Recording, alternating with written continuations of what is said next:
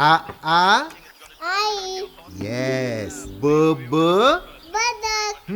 क क कणीदार. आ ख ख खमंग.